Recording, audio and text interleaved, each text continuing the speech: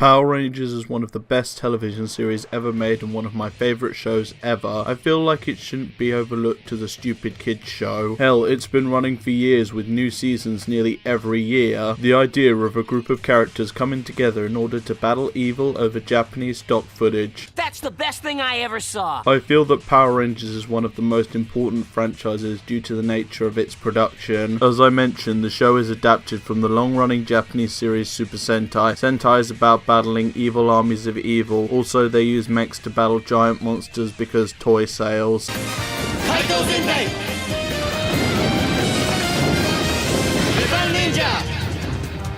Primarily, Power Rangers uses the fight scenes and giant robot battles, but sometimes uses the plots of the given Sentai. The great thing about the adaptation is that Power Rangers can take the Sentai footage and use their own plots to make their own stories. Probably the reason the two movies didn't work due to the pacing, fight scenes and plots being kind of bad, even though I enjoyed the 2017 movie. The crossovers between different teams began with the first season to be a standalone team, Lost Galaxy and the In Space team. Most of them use original footage shot, which has led to better stunt work in the series over the earlier stuff. This started with In Space through the direction of Koichi Sakamoto, who led the series until Ninja Storm. The first few seasons between Mighty Morphin to In Space are one long story connecting between each other before being like the Sentai and going from different teams in different settings. Unlike the Sentai, for the most part there is a strong sense of continuity between the entries, like Forever Red, where the first 10 Red Rangers team up to defeat the revival of an old enemy. Also, the In Space team meet the Teenage Mutant Ninja Turtles.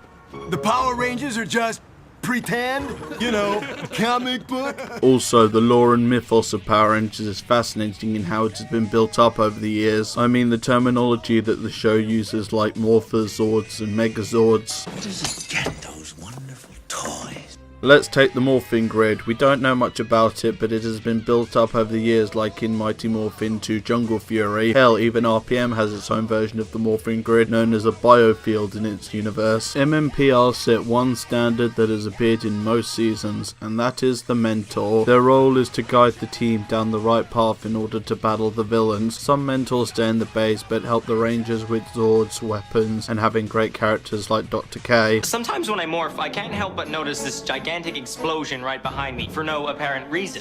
I assume you're referring to the residual energy runoff that is sometimes necessary to clear the suit's biofield channels during the morph. I'm referring to the 6-story high fireballs, like that one, right there. A lot of Mentors later become Rangers, like Anubis Kruger, aka Shadow Ranger, the badass leader of SPD's Earth branch and rival to Emperor Grum.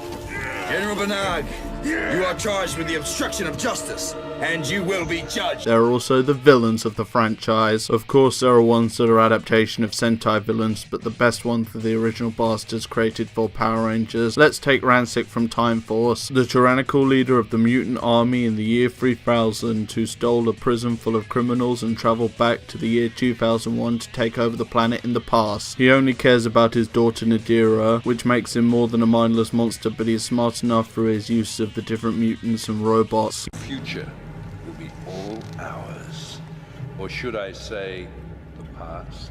He isn't even defeated by a ranger, instead throwing them all around. Other great villains include Emperor Grum, who worships a powerful Cthulhu monster and is mining planets by conquering them to create a new body for this entity, and is opposed by the SPD Rangers. Get me what I ask, and let no one stop you. Yes, Master. The Vengeance virus, created by Dr. K, who escapes a bunker to build an army of robots and destroys humanity right down to one last city, protected by the RPM Rangers. You are the Colonel, I presume.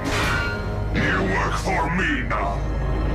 The best villains in the franchise aren't just evil conquerors, but are more fleshed out through their creation and acts that impact the series, and especially the Rangers. Does everything have to be a crime with you? To help the Rangers against the villains later in the series were the 6 Rangers. They are usually connected to the team, but with their unique weapons and Zords to battle the enemy of the week. Mostly Power Rangers has adapted 6 Rangers from Sentai, with my personal favourites being RPM Gold and Silver due to their connections to the Mentor and villains and having the Cloud Hatchets. Let us know and we'll Blow the entire factory to smithereens! just say the word, and that word is boom! But then there was the original 6th Ranger created for Power Rangers with no Sentai counterpart. That would be the Titanium Ranger from Lightspeed Rescue. The suit was based on the suits from that season, but with a badass axe and tragic backstory.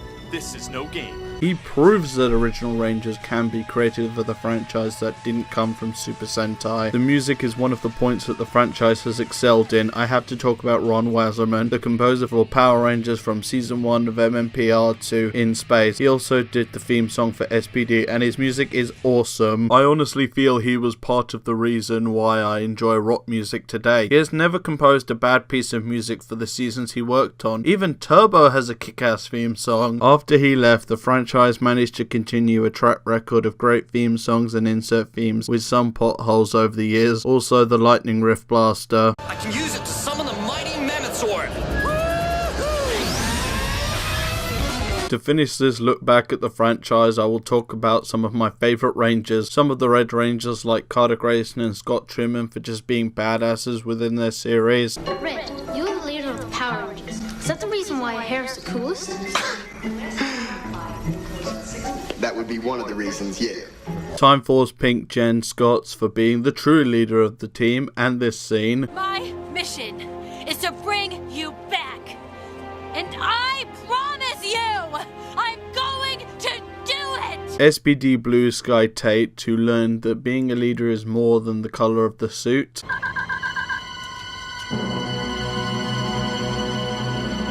Go for it. So, here's to more years of this franchise and to the Rangers who saved the world while becoming great heroes. If you like this video, please give it a like and subscribe for more content from yours truly. Also, follow me on Twitter through the link in the description.